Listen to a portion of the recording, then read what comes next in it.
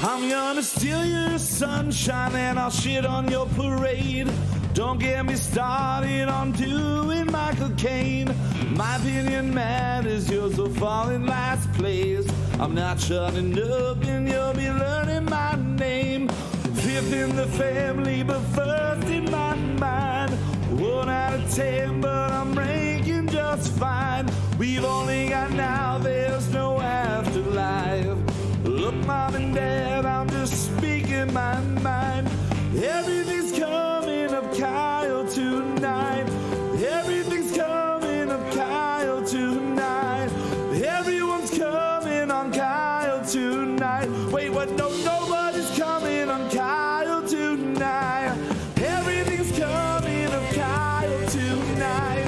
You can't shut this mouth, but you're welcome to try. I only stop talking and drinks, smoke, eat and cry. I'll never shoot up, gonna talk till I die. Gonna talk till I die.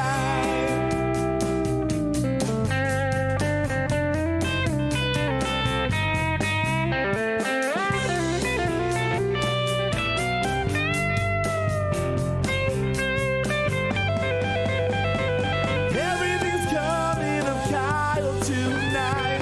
You can't shut this mouth, but you're welcome to try. I only stop talking and drink, smoke, eat and cry. I'll never shoot up, gonna talk till I die. Gonna talk till I die. Gonna talk till I die. Gonna talk till I die.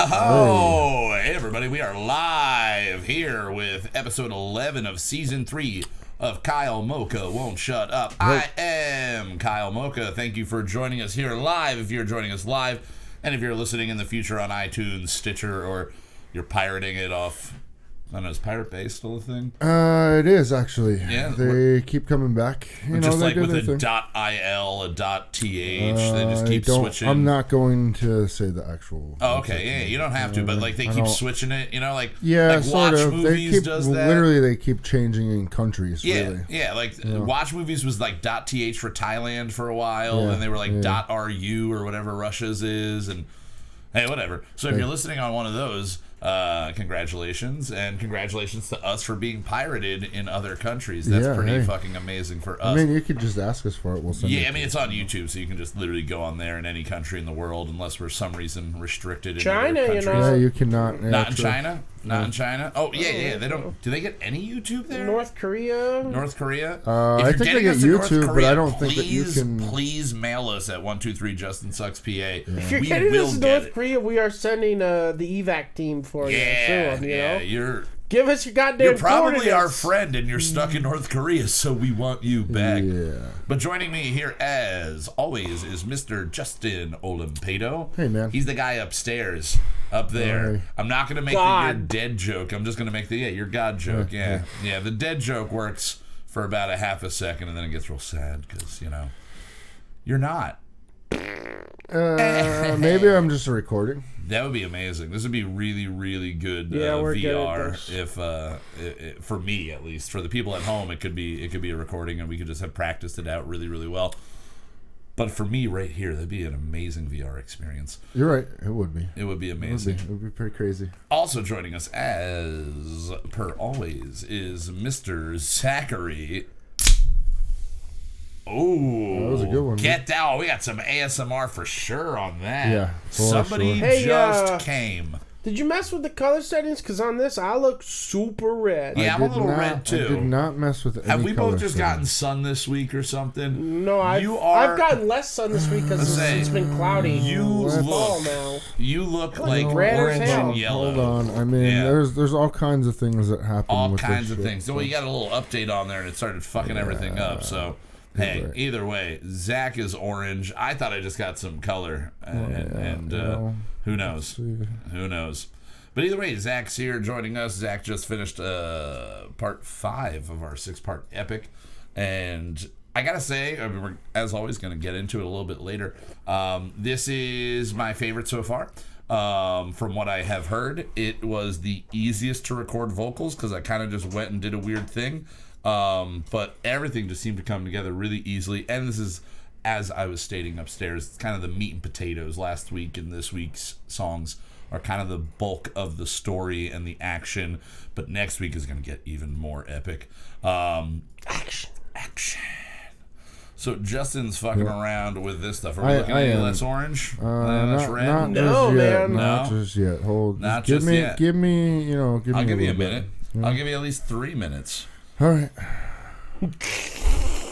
Thanks. Of dead air, though. It's going to be dead air. I'm not Just dead- talking the oh, entire okay, time. okay. You have to. You have to. Oh, fuck. All right. Well, while Justin is doing that, I'm going to crack open a beverage here and do, while we await our next segment, I'm going to do a little update on the diet. I've been doing a diet the last 2 weeks now, so I'm at 15 days Diet? straight. Why don't you live it? I'm trying to live it a little longer, so I'm going to diet a little bit right now. There you go. Oh, you still look real orange there. Maybe I'm just real orange. I think you might be real orange. Yeah, I don't know. Yeah, you just went real high on the color, then real low on the color, and yeah, I don't know. Yeah, that I just did. That looks pretty much normal, except for Yeah. Zach's bright redness. Yeah, I don't know what's going on, dude. You are very Maybe you got more sun than you thought I because think- it's been like Yeah. colder. Yeah. That literally does not make any sense. Cold doesn't mean less sun. You can get sunburned. It's in been the less Arctic. sunny though. This It's been last overcast, couple weeks. though. I don't know. I thought I was looking pretty good on this, so I'm going to live in the Alright. imaginary I'm world red as where hell. Zach is red. Yeah. I'm mad and I'm red as hell. And he's not going to shut up about it. Yeah. He's not going to. But yeah, so I've been doing the diet. This weekend, me and my roommate Mike, who is also on this journey with me, hit the cravings really hard. Like this weekend was like that point where it was like, motherfucker, I want a pizza. Like I just Did you guys? we didn't do cave in anything. on it? No. The worst that I did was on Sunday. He made beef stroganoff at work, and Oh, yeah, you I were telling me. tried a couple bites of it. And there's flour in there. Other than the flour, everything else is good. But there's a pretty decent amount of flour in that. I mean, but to what you probably tasted, it was very. Oh god! I mean, I minuscule. probably got maybe 10 carbs out of the whole thing. But either What, is way, he not If that, tasting though. his stuff? At no, work he then? is. He's tasting his stuff at work. So you get about 50 incidental carbs a day. So he's not eating any carbs, but he's still tasting his stuff. So that's where he's just kind of getting his incidental carbs. Because he's not like doing when I used to be a chef. If I made beef stroganoff, I ate like 18 pounds of beef stroganoff before I served it to anybody. Not that. Yeah. Just to make sure it was perfect and that you only had 3 servings left, right? Yes, exactly. Yeah. So I had Special like today. We I had, only like- have 3 of them. We only have 3 of them. It's extremely special. This is a rare special. But yeah, so I took like 2 bites of that, and within like a half hour, my stomach was just like, oh yeah, I'm not happy with you right now. And I was like, that's really weird. I've never, in my memory, ate something and been like, I've always prided myself on having an iron stomach, like I can eat and consume anything, and that's just because I eat and consume everything. Your So my stomach stomach is just lined with does everything. not know what the difference is between a wing and a ring ding. You know, Yeah, like sure. I could eat both of them back to back, and my stomach does not process them any differently. Well, it doesn't know what to do A when ri- one's cock not ring? there, dude. What? Cock ring? A cock ring. I can eat a cock ring, a wing ding, and just a ring ding and a wing. Wing dings. I can eat the whole font. Wing all ring. of the All of font. them. All of them. All of the circle one, the Uh-huh. one that looks like an upside down cross, kind of, but not really. There's all those weird wing What dings. is that for? Wing dings? To send Clip secret art. messages. I mean, I'm assuming think it was for. well, that probably, but Oh, but yeah, I guess you could have been like, I know that F is a person, Yeah. and I know that G is. I think that's what it was mainly hot meant dog. for a little while. Oh, it's just like- emojis. yeah. Yeah, Before it was. there It were was. emojis. It was premojis. Yeah. Wingdings, get on your game, Microsoft, as you slowly die. Get on your game. So, as always, every week, we like to get together and drink some beverages. And since I've been on this diet, I've been not drinking beer. But tonight is the closest thing. Well, you did sip. I took a sip, and I didn't feel really that crappy or anything after that. But I did sip the beer that you have over there, which is the Bat Squatch, correct? You got a Bat Squatch beverage. And we got a Micah Harrison joining us. Oh, what is he saying? Maybe I'm late to this party, but your face looks like a prepubescent Kyle. Oh, yeah, it's been going for a couple weeks. Is that wrong? ? And Lobster Jack is sexy. Leave it alone. Is that right? Play garbage dude stuff. Play garbage dude stuff. Be patient. Thank you. Be patient. But I love all of that. Yes, thank you for the comment. That is all of that. And hey, if you're listening in the future and you want to have us converse with you, just join us live and we will converse with you. Yeah. But no, Micah, and for anybody listening at home, real quick, I had the beard. It was like down to here. Yeah. I trimmed off about like 3 inches of it, and then I shaved it right down the strip here, a reverse mohawk in the middle of my face.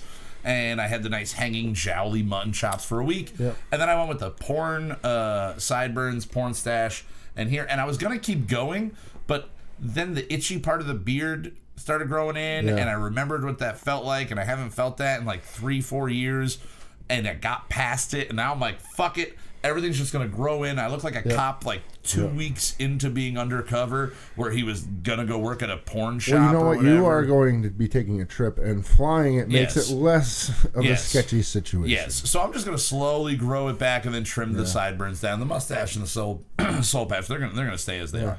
Cool. But everything else will slowly get back to being normal. But I do look prepubescent. I understand that. Keep cutting it. You look good. I think that it's at this length right here, like with it literally like a week and a half of stubble, 2 weeks of stubble, whatever it is. Right. I have a jawline, so I like it. Especially on camera right now, I'm looking, I'm like, hey, look at me. I have a jawline right there. Might also be I'm losing a little bit of weight. Yes. I'm officially down 17 pounds in the 2 weeks, so just going to keep going on that, and hopefully the jawline hangs around a little bit. But as I was saying, every week we like to drink some beer, and I can't be drinking beer right now because of the diet. So we've been drinking different types of seltzers. Right. So this theme song's a little misleading. Whatever. By the way, if nobody else comments, chat stays up forever now. Clear.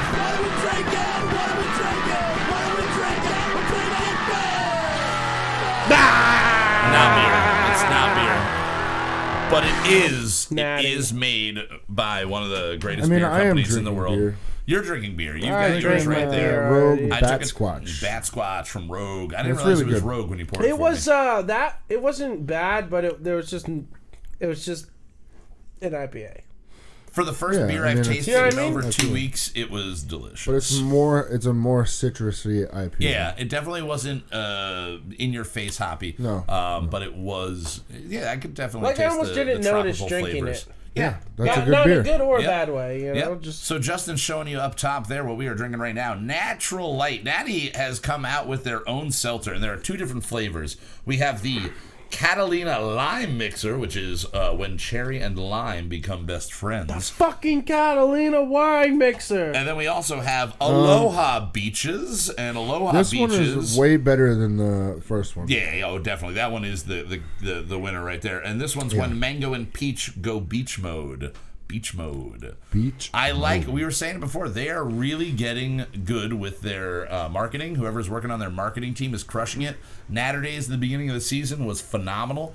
It's sad that they didn't get these out earlier in the summer. True. But they were late to the party. I understand that. Now, these are 6% alcohol, and there are 4 carbs in them. So unlike the Trulies and the other ones, which are sitting around like 4.5%, 5% if you're getting a White Claw, those all have 2 grams of carbs from sugar. This one has 4. So I'm going to feel still it a little bit more, but though. it's very drinkable. I will say that compared to all of the seltzers we've had, even the one I don't really like, but I'm getting to like after the 4th one in, it tastes like something. It tastes more like soda-y without being syrup, you know? So the Catalina Lime Mixer, great fucking name. Good on you, Natty Light. Good on you. They're killing it, dude, with the Natty Daddies. And then the fucking Natty Daddies, Natty Lights, Natter Days. Natter Days, yeah. Everything. And you know what? I think it's some kid graduated college, got himself or herself a job working at Natty Light, and they went, you realize all of us drink this, right? Like, your sales are going to, we'll say 21 to 23-year-olds for the most part. Why don't you start marketing in what's a fad right now? Go along with it. Because when was the last time before this summer, Natty Daddies came out a couple of years ago, right? And then Natty Light and Natural Ice, and that's it. Like, I don't remember anything else coming out. No, so they sort of like just jumped on, like, oh shit, seltzers, do it. Do it. Oh shit, grapefruit. What the fuck is Natter Days? Is it grapefruit? Strawberry. Strawberry. Oh yeah, strawberry. Yeah. A strawberry. I think they're doing light.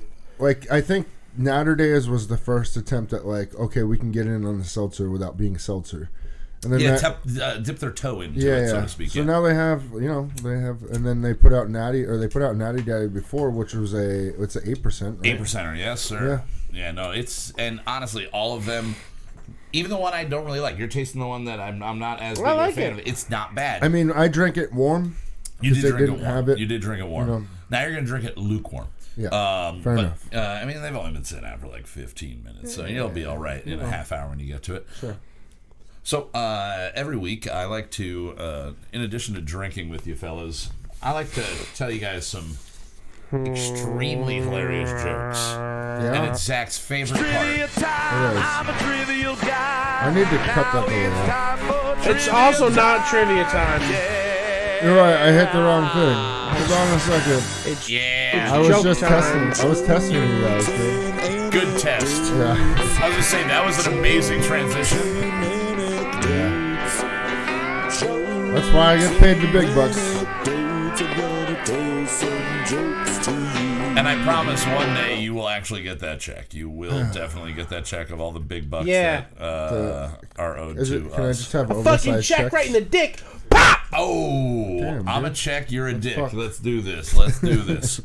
All right, so jokes and anecdotes, trivia time. Sorry for the cock tease there. Will be after that. Yeah. All right. So in local news, a recent change in policy at East Stroudsburg University now allows students over the age of 21 to keep alcohol in their dorm rooms. Oh. So in other words, the ESU administration has surrendered. Yeah. Can you imagine that? It's not like it's a 21 and over dorm. The True. cops' jobs just got so much fucking harder because now every kid's going to be leaving their dorm shit-faced and walking around town to go to a house but party. I mean, does that give the cops now rights to walk into dorms? I don't know. It should give the LCB rights to walk into dorms. Yeah, true. Just walk in and be like, no, because then the LCB could walk into my house. Nah, dorms ESU you're paying a contract. It's a state school, there. man. Yeah. It's a state school. It's state run and everything. So they have a little bit more pull there. You don't live in state housing, so yeah. It's a little bit of a difference. If you see, there's a difference if we were on Section 8 in this house, for example. Yeah, the landlord does not have to have any permission to walk inside the house. I didn't know that at all. Yeah, like there are things that you surrender. You surrender certain freedoms when you get certain things. Yeah. Understandable, but I mean, I heard the landlord doesn't walk in this house when something is actually broken. You're right. And when he does bring you some beer to make up for missing it for the last 3 weeks. Yeah, or he'll just come down and just be like, you guys got any beer? I need to get away. Yeah, you want a beer? Can I escape here? Do you need a roommate? I'll pay half the rent. That'd be the best landlord ever. But yeah, so I saw a bunch of people commenting about the whole ESU thing on Facebook, and the common thread seems to always state, so wait, they weren't allowed to have booze in their dorm room? Because I don't know about you, I've been in a few ESU dorms. There's always been is that why they surrendered alcohol. on it? That's why it's a surrender. They're just like, fuck you, we've been fighting this battle for forever. Yeah. But I think what they need to do is just make 21 and over housing then. So you don't have a 19-year-old kid, an 18-year-old kid, or when I went to college, or when I was supposed to go to college, I could have been 17 at college, and then I'm 17 and there's a 21-year-old kid in my dorm that can now have booze. Yeah, but most colleges want you to stay the first year. Yes. So that doesn't work in their favor.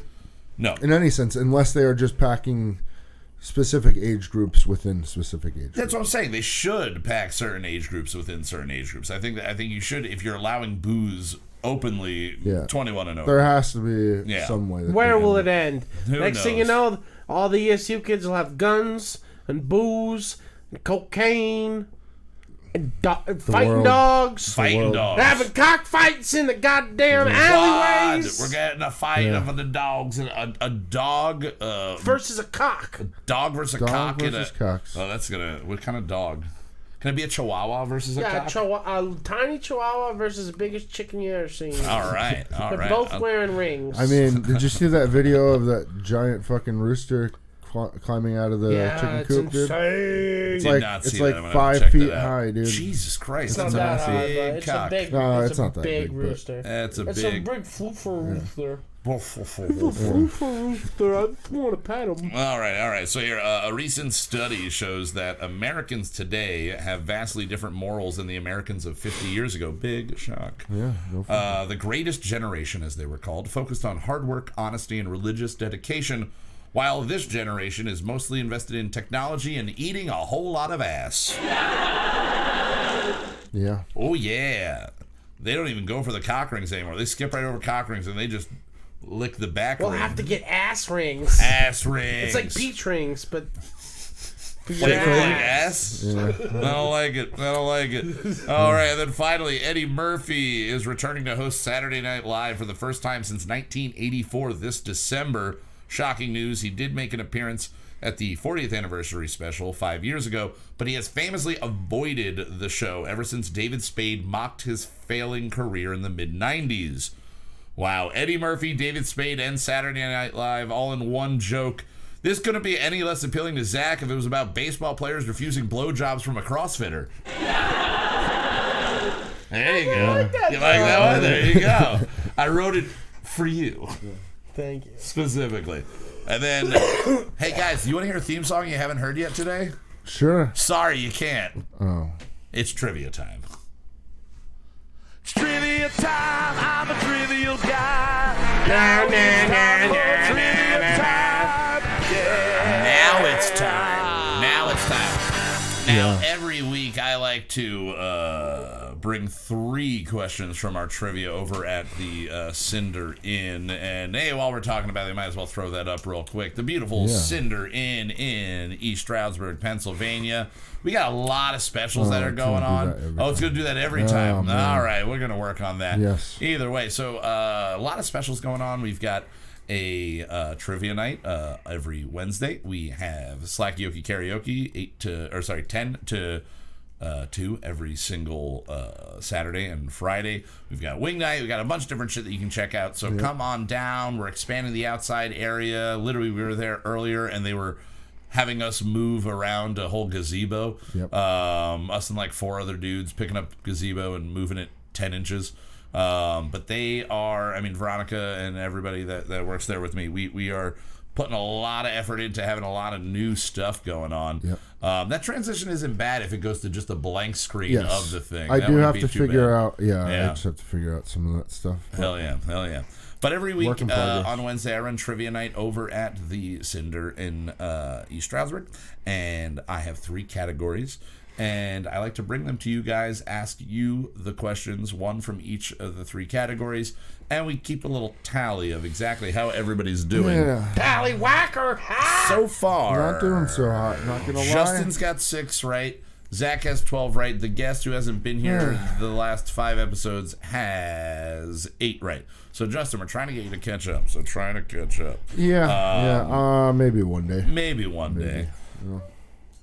So the funny thing is again, for the second time this season, we are repeating because Trivia Night did not actually happen last week. There was a lack of a turnout, so we did not run it. I'm very stubborn. I won't run a Trivia Night for 2 teams.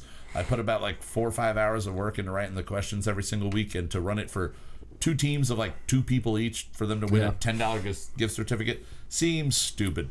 So I always try to hold out for at least 3 teams, and that's what happened last week. So once again, we are going to be covering diseases. We are going to be doing No Shit Bullshit Sports Edition, and then we are going to be doing the 3rd category, which was mixed nuts. It's a random assortment of... I have a story about mixed nuts, Flick. Do it. We were last winter when we were building these bridges at work. Yeah. We were Thompson water sealing. I don't know what that means. Thompson water seal. It's like a product you seals paint wood. on wood and it seals okay. it from the Okay. elements. The weather, I thought yeah. that was like a whole like process of doing something this No, guy it's Thompson created. You never seen the commercials? I don't watch TV. I'm a hipster. You never watched TV in the 90s? They were cute. I didn't have TV in the 90s. Thompson I water was an seal is original anyway. hipster. Oh, it's man. it's a old product. Everyone knows what it is, but it was cold and Okay. we were doing it in the garage, so we were pouring it out of the big jugs Okay. into like a smaller jug, so it would warm up, right? And the jug that we had was a plastic container of. It had mixed nuts in it. Okay. And it just said mixed nuts on it. And if you've ever seen Thompson water seal at like 60 degrees, Okay. Can't say that I have. it looks exactly like cum. Oh. So we're all dipping our paintbrushes into this bucket of cum that just says mixed nuts. Nice. Mixed nuts. Everybody Everyone mixed just their nuts jerked right off into in it. this thing. How expensive is that? I mean, I think you might be able to get it for free in cum? some places. I don't know if it'll seal the elements in either. Yeah, probably not. It'll make it nice and sticky, though. All right, so first question here is going to be from the disease category. Okay.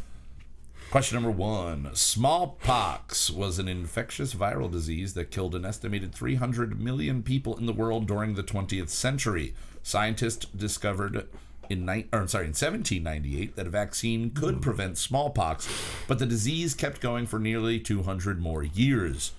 While the origin is unknown, the disease was officially deemed eradicated in what year? What year? I'll give you a hint. It's like an even year. It's either, like if it was in the 1700s, it'd be either 1750, 1740, 1730. So I'll give you that much. So you don't have to go with like an in-between. We're going with census years here. So again, while the origin of smallpox is unknown, the disease was officially deemed eradicated in what year? Again, they discovered in 1798 that the vaccine could prevent it, and it took a little bit less than 200 years, somewhere under 200 years, for it to be. 1798, you said? 1798. Okay, I feel so, confident then. all right. So This is a hard one. this is a hard one. This is. I do have the multiple choice there because I already wrote out the full question, so it does We don't need the include that. multiple But I don't want to give them choice. to you ever, right. ever. All right, Justin, you got an answer written down Yeah. over there. Justin, what year are you going with? 1910. 1910. All right, and Zach, what are you going with? 1972. 1972. All right, if we were playing Price is Right rules, Zach would win, but since we're not, neither of you win. It is 1980. It wasn't fuck. eradicated until Damn, 1980. dude. I knew it was like late. Damn.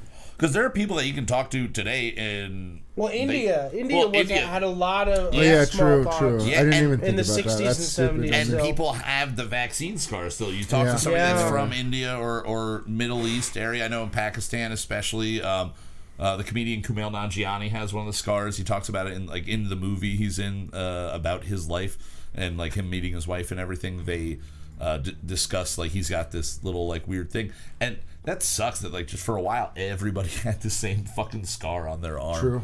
But yeah, so in 1980, thank God for all of us, we were born enough after that, and our What were parents your were kind multiple enough. choice questions? 1950, 1960, 1970, 1980. Okay. So I give you that 40 I or think 30 I years said I span. probably would have. Gone I 70s. think I would have said 80 because I knew it wasn't. I knew it was after 1970. Alrighty. I'm just making that up, so maybe I get half a point. Maybe you won't. All right, so number 2 is again no shit, bullshit. No shit means it's true. Bullshit means it's false, and it's from our sports category. All right. Number 2, the Buffalo Bills have not made the playoffs since Bill Clinton was president. No shit, it's true. Bullshit, it's false. The Buffalo Bills have not made the playoffs since Bill Clinton was president. Oh, man. Now, do you both know when Bill Clinton was president? Does that help you out at all? 90, rough estimate? 94 to 2002. There's something close in there. He was 92 to 2000, so you had the right Oh, you had the whatever. right time gap. Just you were 2 years off there. Yeah. All right.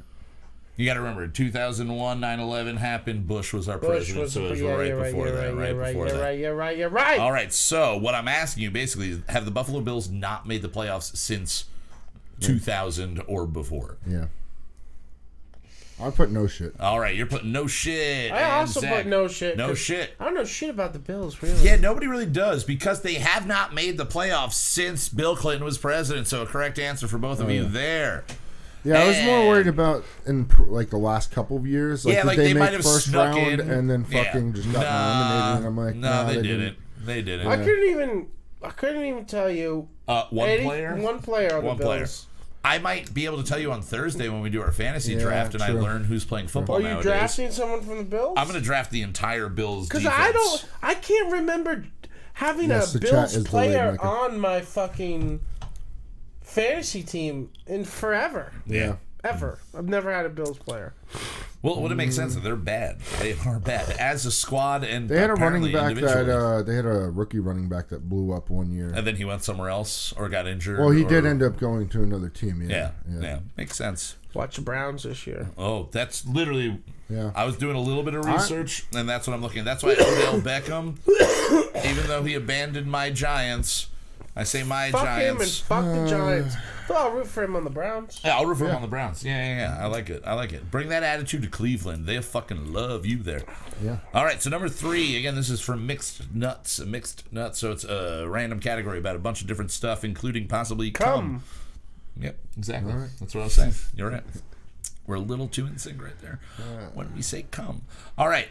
Lionel Richie is famous in his own right, but he originally was part of a popular group. What musical group from the 70s did Lionel Richie come from? What musical group from the 70s did Lionel Richie come from? Again, I do have multiple choice if somebody wanted them. Zach's already writing an answer down, so I think I spelled it wrong? Yeah, whatever. Spelling never counts here. Spelling this is going to be wrong, counts. Dude.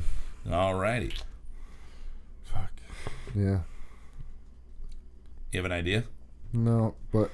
You writing something down, though? Yeah. All right, so Zach, what is your... The Commodores. The Commodores. Yeah. How did you spell that? Let me see. Commodores. All right, okay. And Justin? This is way off. The Temptations, bro. The Temptations. Now, I will tell you that... did you put that as a... Option A, Kool and the Gang.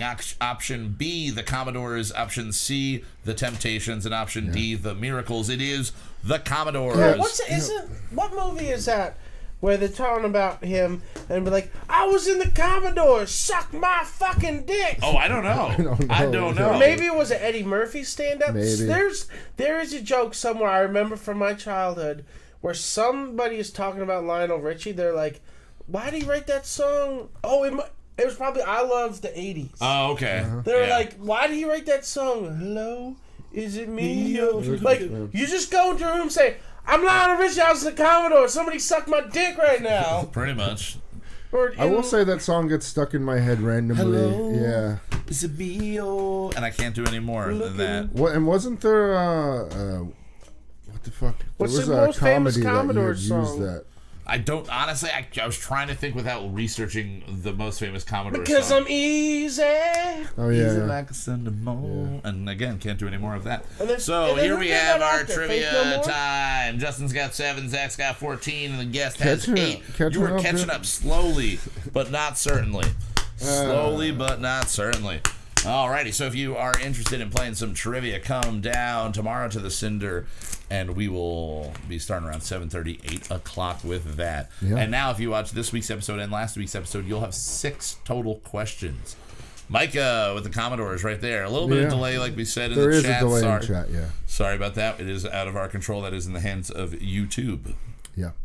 Maybe if we get bigger and more people following and whatnot, and the channel becomes popular, we can have instant interaction. That would be amazing, but also hand in hand with that comes way too many people talking, and then we just start ignoring everybody. True. So then we'll just have to have like our phones out and have our friends texting us in real time, and ignore the fans. You and mean stuff I have to like get that. famous to have my friends text me? That's what I thought. I can't wait. Isn't that why my phone doesn't work except for on Tuesdays when you guys text me? What are you doing? Yeah. Oh, okay. I thought that was.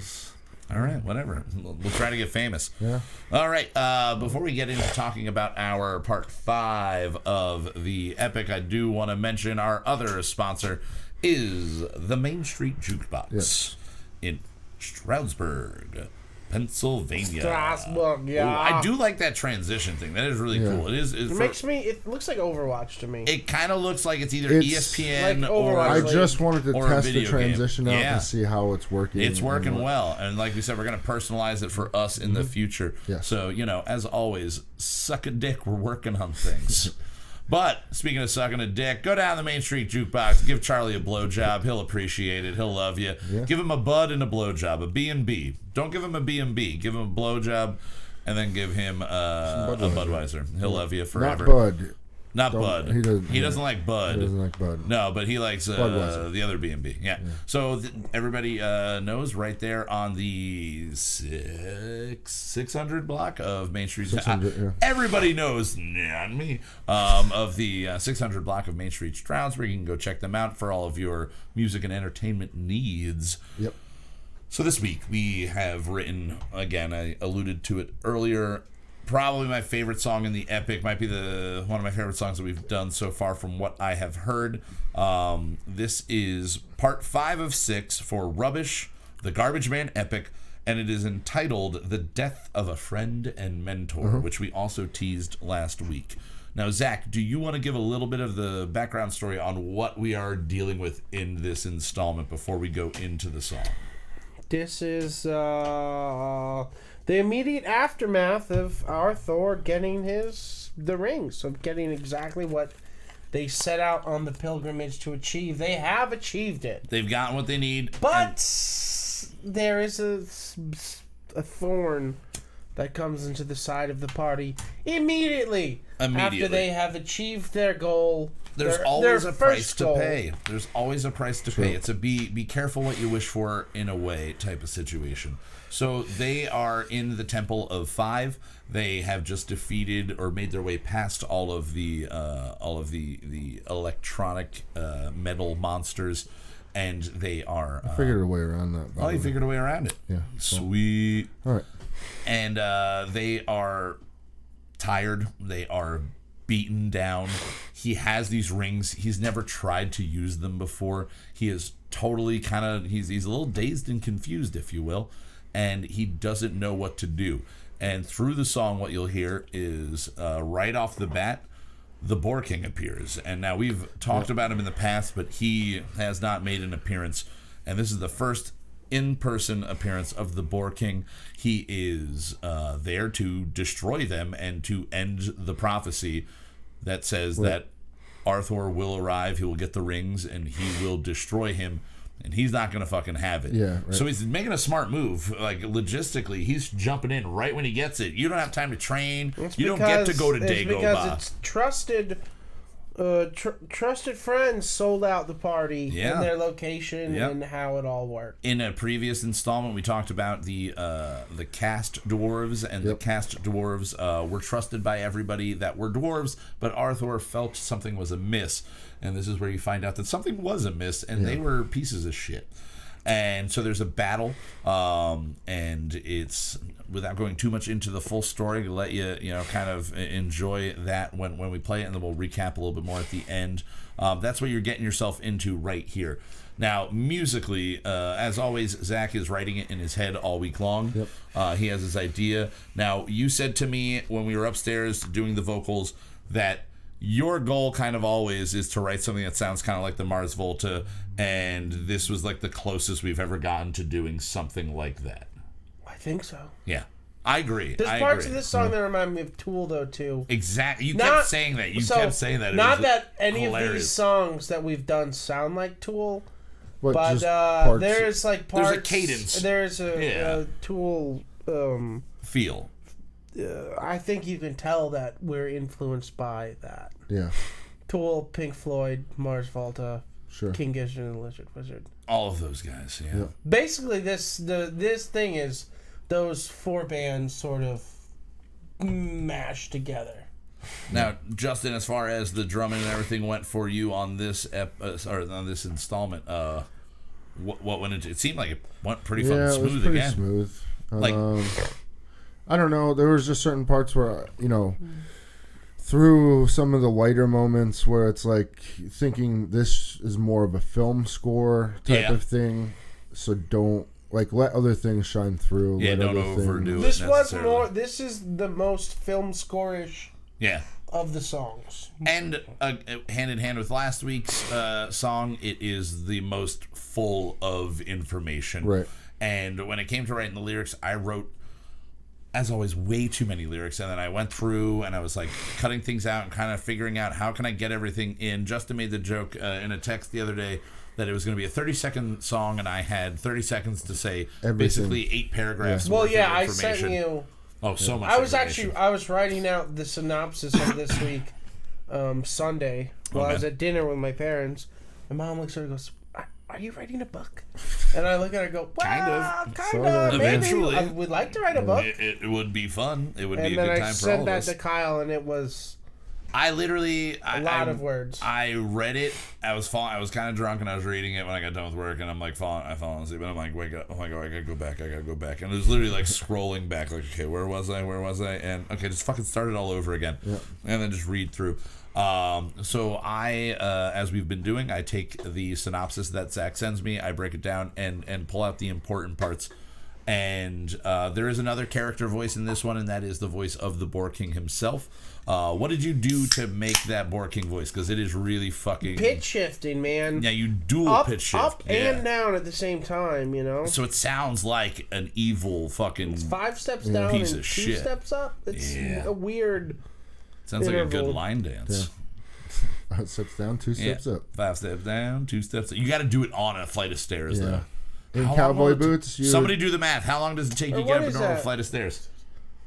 It's a power chord then. It's a power If chord. it's 5 steps down and 2 steps up, Which is perfect, it's because what is a power chord? It is the sound of... It's like the devil's noise. No. Back in the day, a power chord was like the devil's noise that I always heard. The flat and fifth is The flat and fifth? Oh, I always heard that, that the would power be, chord. That would be 6 steps apart. Oh, okay, so we're A almost power there. chord is a fifth, and the devil's note is a flat and fifth. Oh. Schooled me.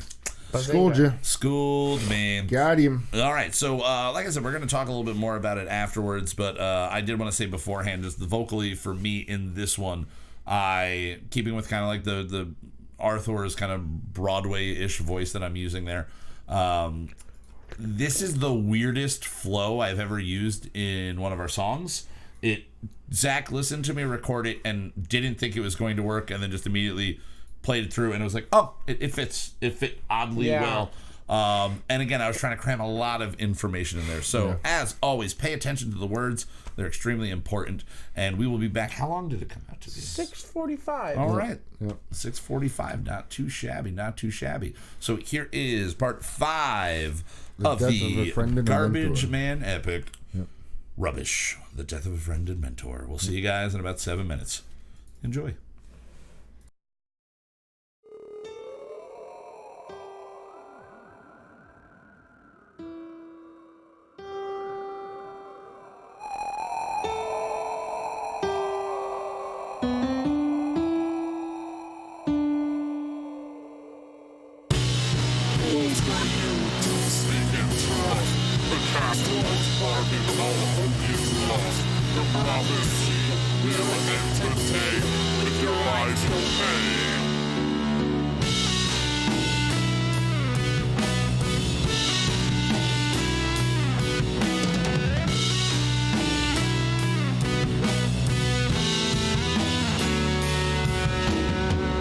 Beast of death, this demon lord swings half the party to the floor. With his might, down he strikes. My rings equipped, I return the fight.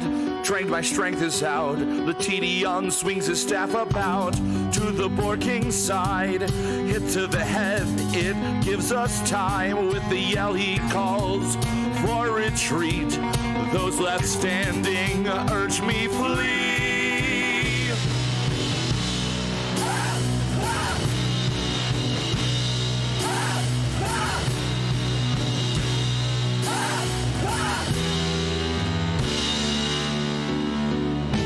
Away against my will, Letedion stands and fights still.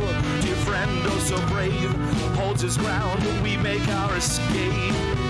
As we run up, the walls come down. From our leader, we hear no sound. Boar King and Letedion,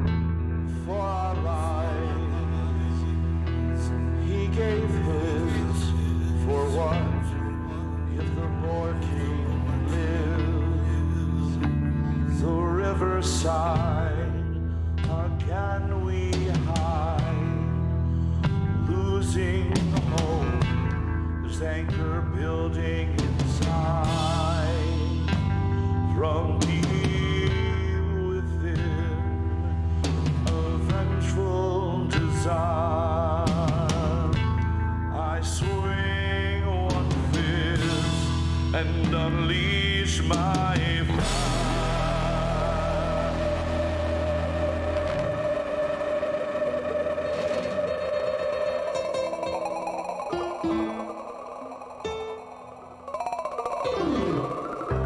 The ring on my right sends a blazing light as flames engulf the riverside. The dwarves are in awe of the power they saw. With my left, the fire subsides.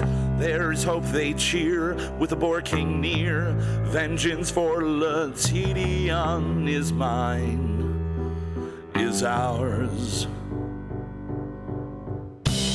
We will conquer. We will rise, we will conquer, we will rise, we will conquer, we will rise, we will conquer, we will rise, we will rise.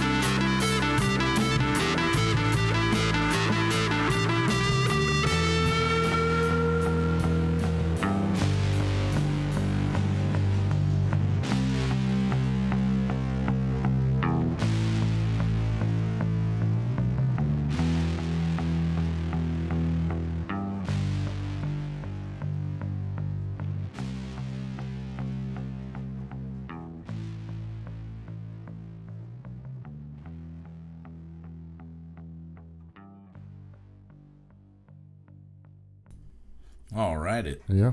That's it.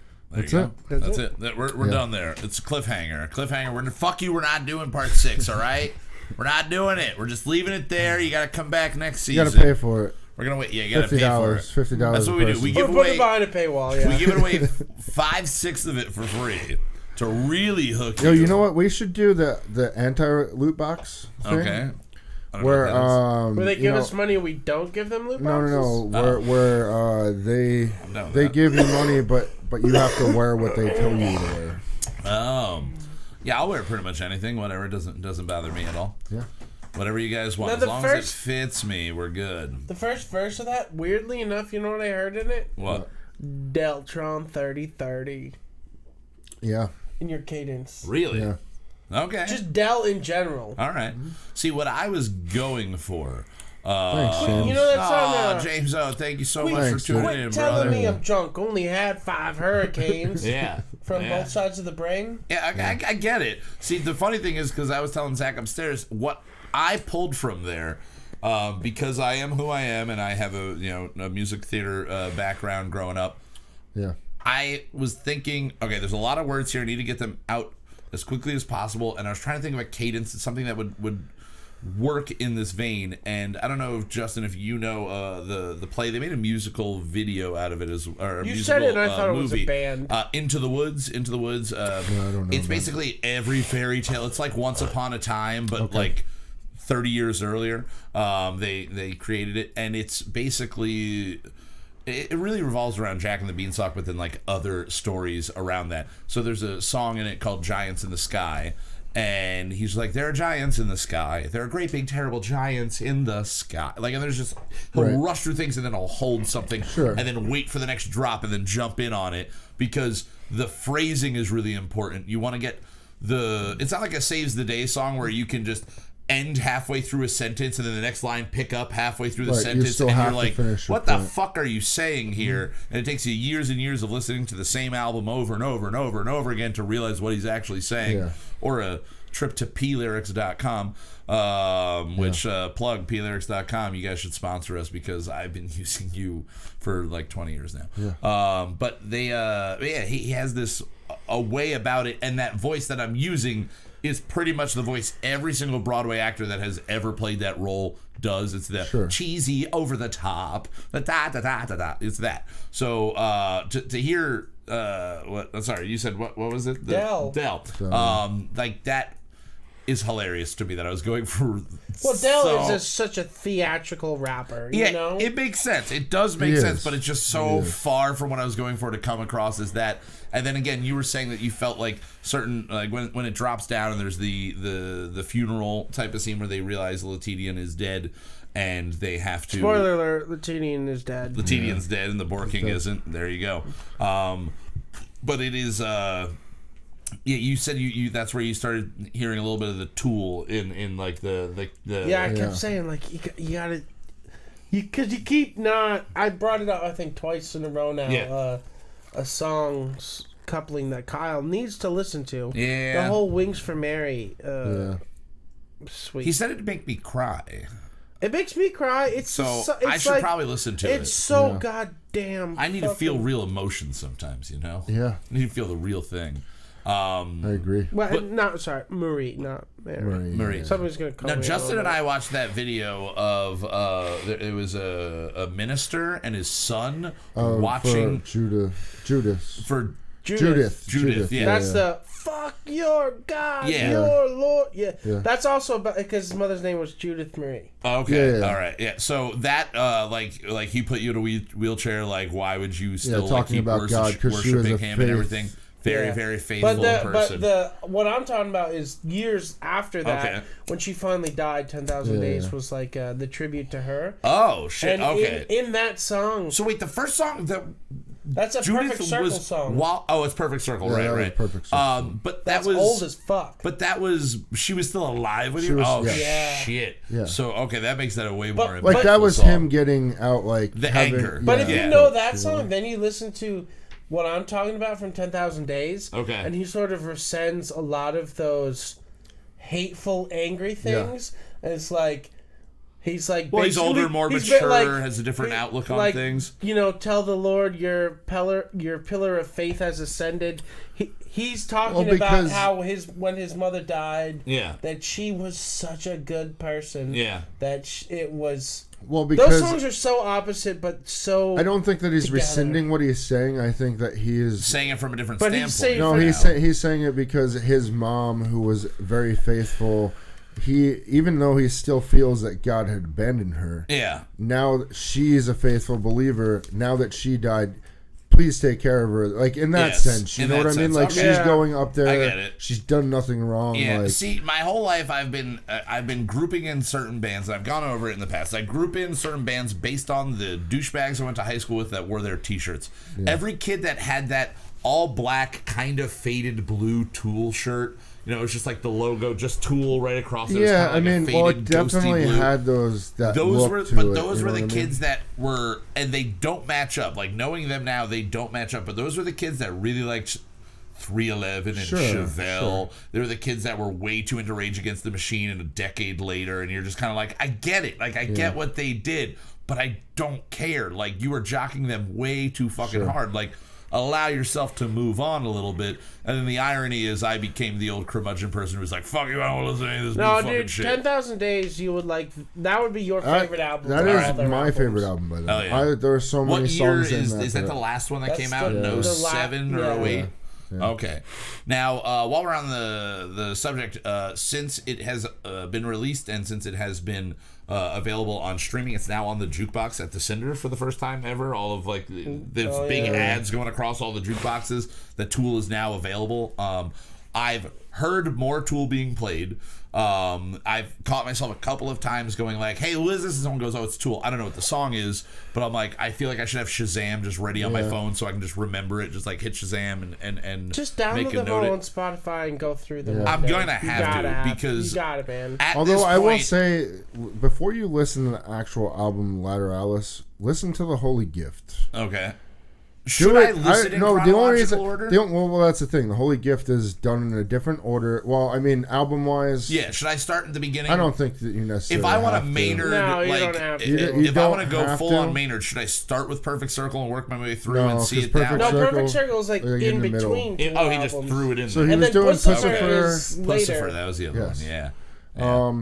Probably the But- one that I've oddly heard the most the of only is reason, Pussifer. The only reason I'm saying that is because the Holy Gift is a different experience, and listening to it after I've already listened to Lateralis, I think it would be cool for somebody to experience it that way and then go back and listen to the actual album. I listened to Lateralis as a kid. Yeah.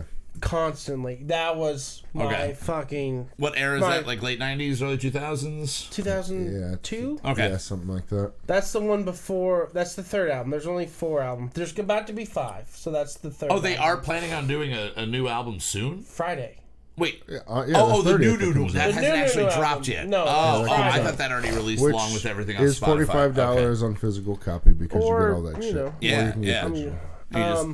Lateralis I listened to constantly Pirate as a Bay. child until I literally burned a hole in the CD. Jesus Christ. You know what I mean? Like that It was a great album. But It then, really is. probably 5 years ago, I discovered Holy Gift, which is a reworking of the track listing of that. Okay. And I only listened to Lateralis as the Holy Gift, but I had already... Same album, just different order. Yes. Okay. But I had already had hundreds of plays That's why I of think it Lateralis would be under really my cool belt. for somebody to listen to the Holy Gift. But now I've gone back. And Since then now it's on streaming, Yes. I've gone back and I've listened to it a few times in the original order, and I think it's I don't because know what you've to tell only you to been do. listening to Holy Gift. I think you should listen to the Holy Gift First. and then listen Okay. to Lateralis. All right. I think I you mean, should that's start not with that. on streaming. Is there any reason... Well, I guess you could You can get order on it YouTube. yourself. Is there... Yeah, But you could order it yourself, you can and order you it can make a yourself, playlist Now, on Spotify. is there any reason behind rearranging that album? What Just is the way the purpose? the way it flows. A lot of that album is based on the Fibonacci sequence. Yeah, okay, I remember you were telling me about this. A lot of his shit, he's fucking Yes, nerded out hard on they it. do all that crazy shit. They are I so mean, it started in-depth. about art. Like, Okay. like it was a dude who was an artist that they decided to put music to art. You know what Okay, I mean? yeah. So like, that's Alex why it's a Gray. very image-based band. That's why it's $45. That's why they're giving you all this shit. The cool thing about the physical copy is on like 10,000 Days and stuff is they had this flip-up Stereoscopic thing. glasses Built built into the packaging. Okay. And Yeah, everything. so you could, and a bunch of images, So it like was 8 basically images. a college art project that just became one of the most I don't know if it was a recognized college bands. art project. I think it was just an Well, artist. see, Alex Jones, is that his name? The guitar player, Jones. Alex Jones? Is he a real No, it's loud not. and- No, obviously not Not a Alex real- Jones. Is he What about is his this name? red? What is his first name? Anyway, the guitar player, he moved to Los Angeles to be a special effects artist. Okay. So a lot of the early Tool videos are claymation that he did Oh. but himself. paintings and stuff like that as well. And you know? then Alex Gray, that's where Alex I got Gray. Alex. Alex Alex Gray. Gray's the painter that did a lot Yes. of Okay. the stuff that they took from. But so they were all artsy guys, artsy kids, and then they ended up in LA in And they the started the 90s, band and you know what I mean. LA, Yeah, you wind up... being the kind of town they were super duper artsy. Yeah. I That's mean, you and can then they- definitely and then get they it got in older. Maynard's personality. You know what I mean? Like, you Well, see, my definitely see that. really, like, my experience in my judgmental James past... saying No, this is Micah saying right there. Micah. Says, Mike- "We will conquer, we will rise" needs a choir behind it, but either way, stupid epic, just yeah, awesome. a choir Well, would you be know, nice. if we had if you want to bring a choir over, Yeah, we hey. will do. Or if we just get everyone we know together. Yeah. We need you for And we 3 orchestrate minutes. it. We figure, well, no, we're going to have to give them like 3 weeks, like give them sheet music We for it. have We're 3 going to minutes treat this to learn this. sheet music. Sight read. Everybody's good with sight reading? No, I'm not. I always bullshitted my way through that at regionals and everything like that. Growing up, go to like chorus, like auditions and stuff. Yeah. I would cheat my fucking way through all. Like, I don't really, like, I get the reading music thing, but like, I'm not sight reading this. Right. So I would like stand as close to the door to hear the guy before me singing it. I would hear kids like, because you didn't get it until you walked in, but I'd hear kids walking out and they'd be sitting at the end of the hallway like trying to fix what they fucked up because they're OCD and their parents are pushing them a little way too hard. Yeah. My parents were just like, what, you're not going to be home till 7:30 tonight? Yeah, go. Yeah, get go. the fuck out of here. Go away. Dude. That's one less. God, that's only 9 of you to feed right now. What, you need $10? Maybe you shouldn't go to it. But like so I think we should just force them to sight read everything on the spot. I think that would be great. But yeah, sticking with the with the Tool thing, do you know the naming of the band? Is there any? Have they ever come out and said why they called themselves Tool? It's a dick.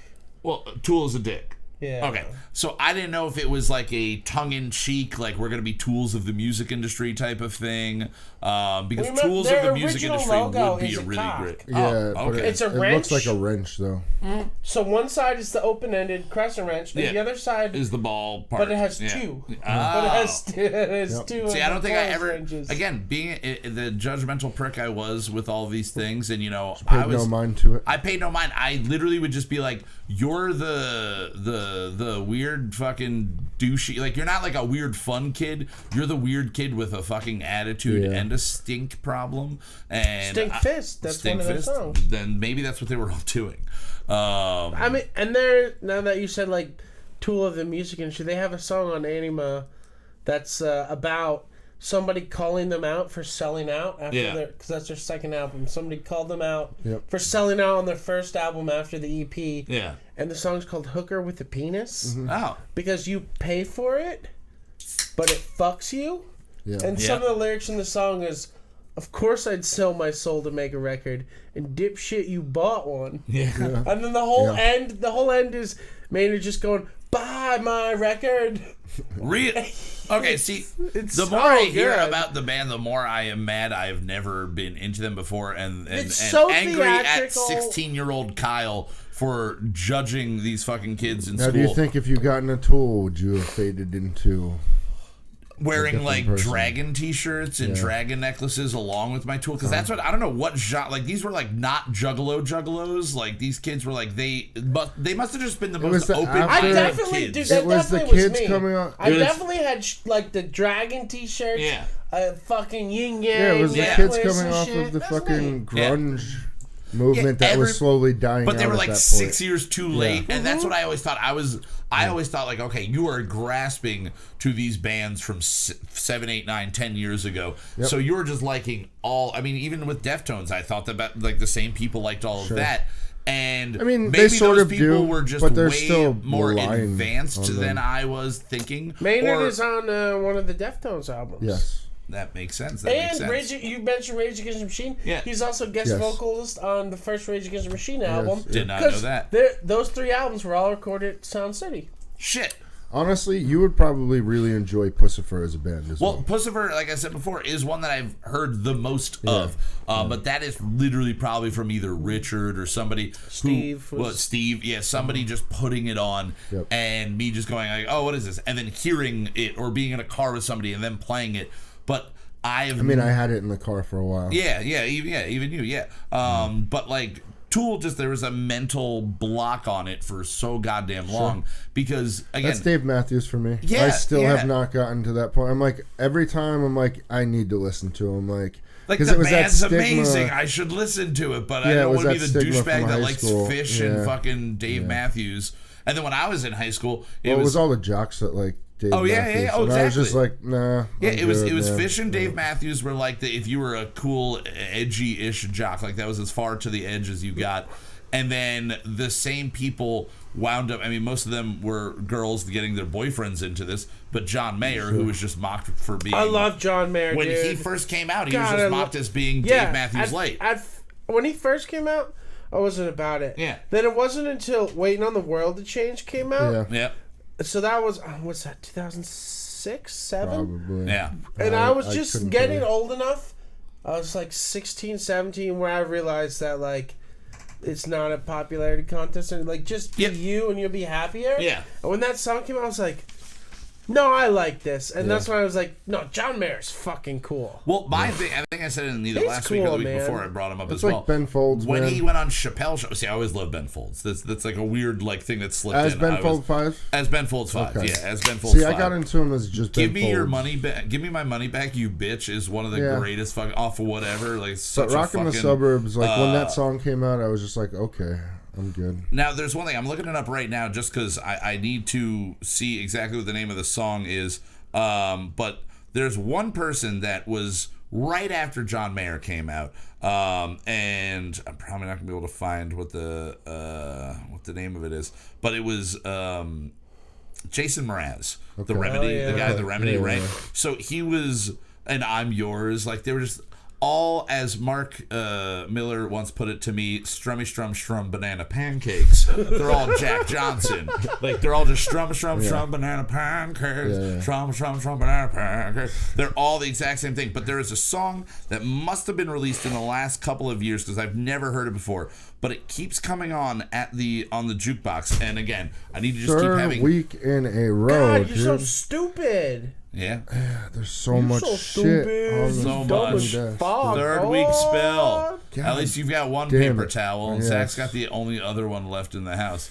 Are we out of paper towels? Yeah, you're out of paper towels. Well, we were at the store today, and nobody said anything. We apparently did. I was going to say, hey, do you need toilet paper and paper towels? Because they were right next to the checkout. No, we got TP. You got TP, but that's for your bunghole. But this Jason Mraz song keeps coming on, and I go, "Who is this? I know this voice." And it is. I'm gonna have to check it out later and show you guys. But it is such a good fucking song. But it's a full band. It's a full band. It sounds like a Chicago B-side almost from like 1976 Chicago. Chicago B-side? Yeah. That'd be a great band name. But it's like, Saturday in the Park era Chicago, and it just is a lot of horns. It's just catchy, and it's moving, and I get so mad every time I walk by, and I don't look at the name of the song. I just look to see what the artist is, as I'm like just walking by, and I see it's Jason Mraz, and I'm just like, motherfucker, I like Jason Mraz now. Yeah. Like, this is happening. This is terrible.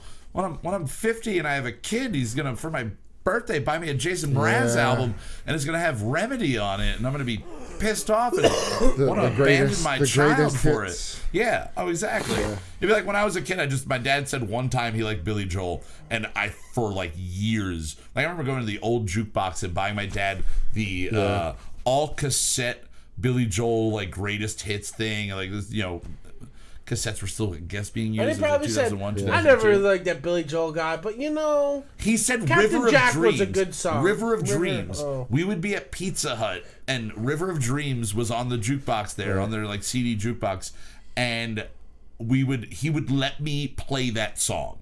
Like, he wouldn't give me money for literally fucking anything, because again, there was a billion of us. But because he wanted to hear that song. But because he liked that song. Yeah.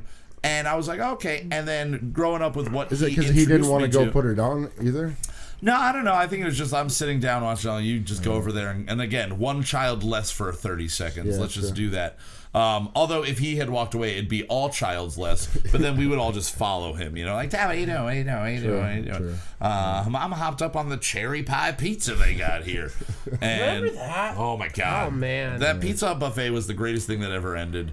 And it made you really feel terrible inside. It was great. But that, I would buy my dad that CD and then anything Billy Joel.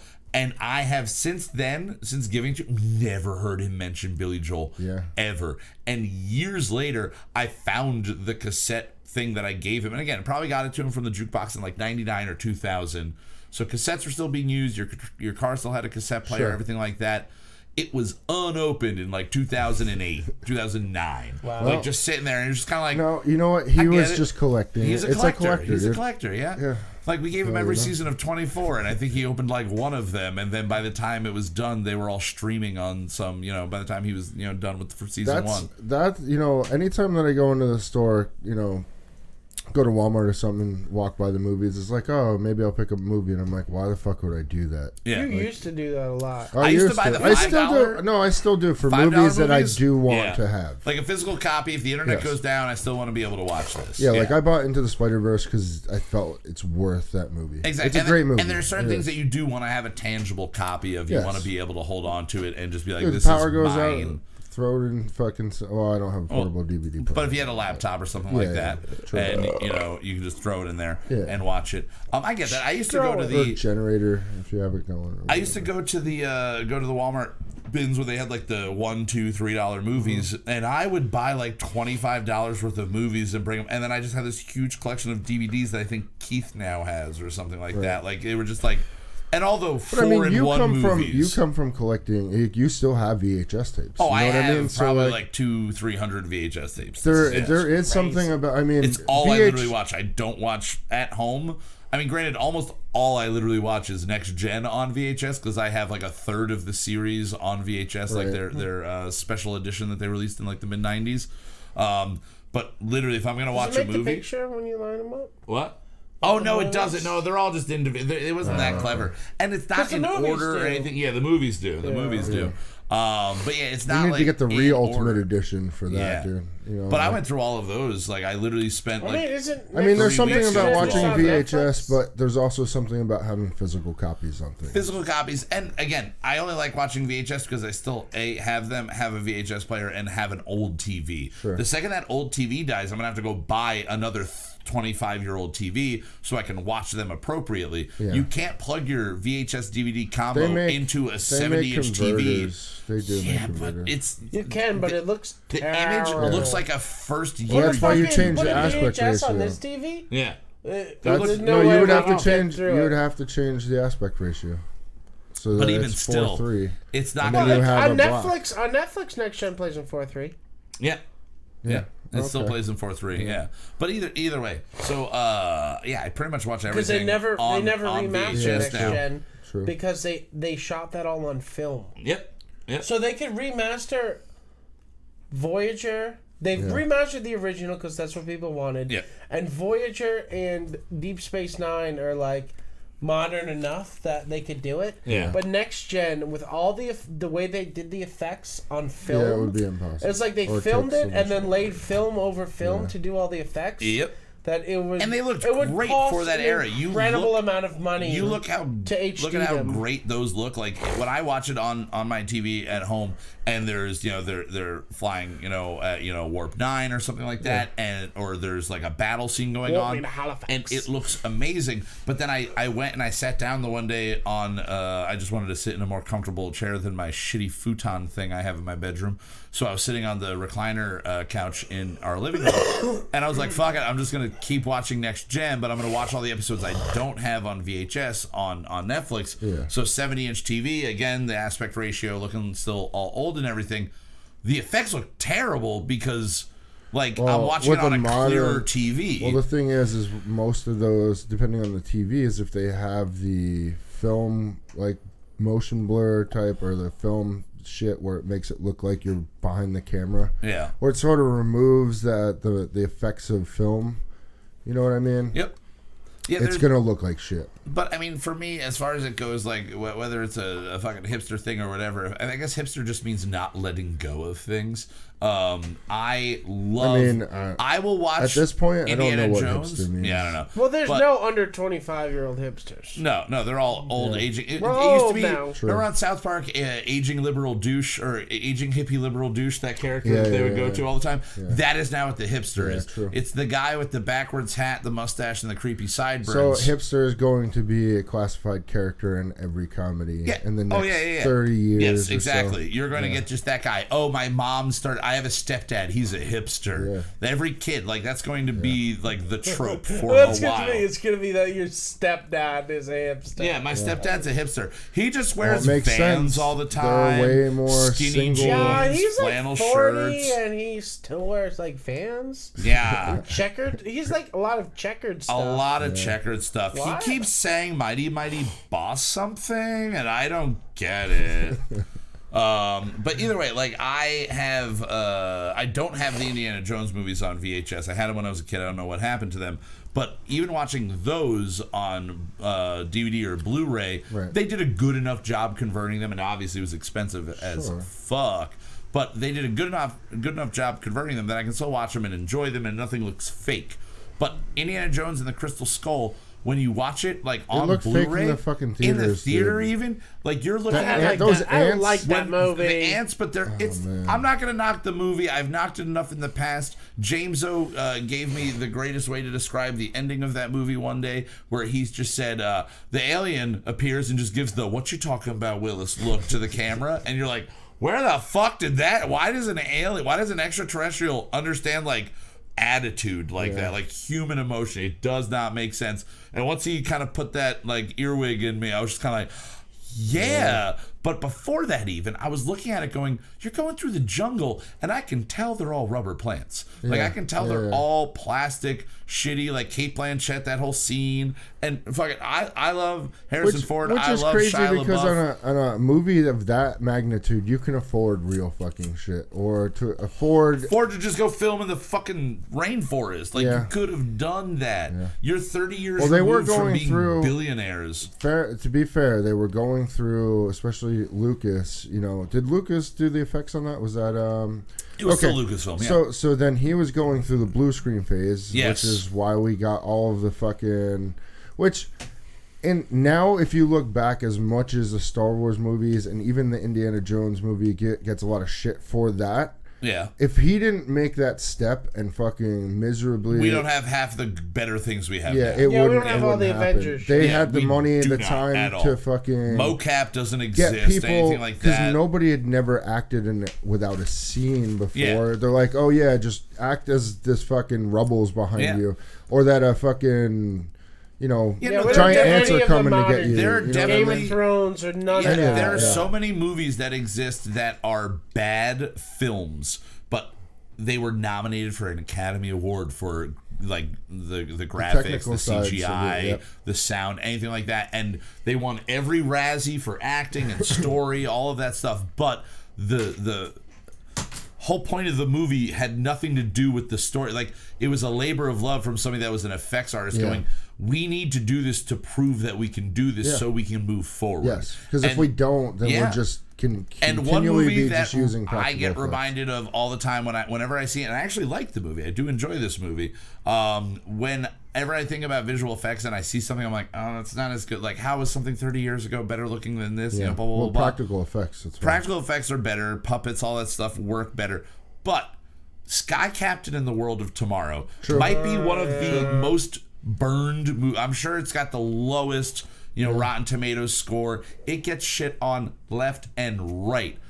But that entire film was actors in costumes on one stage, the same stage for all of them, just coming in. So the budget wasn't location or anything like that. The budget was for the actors and then for the visual effects. You watch that movie, that is absurd. That movie, I wished I thought it was super stylized, even the acting. Stylized, yeah. If we didn't have that movie, you know what we get from that? What? If you follow the line out, Kung Fury. True. Mm-hmm. Yeah, you do. No, you do. Yep.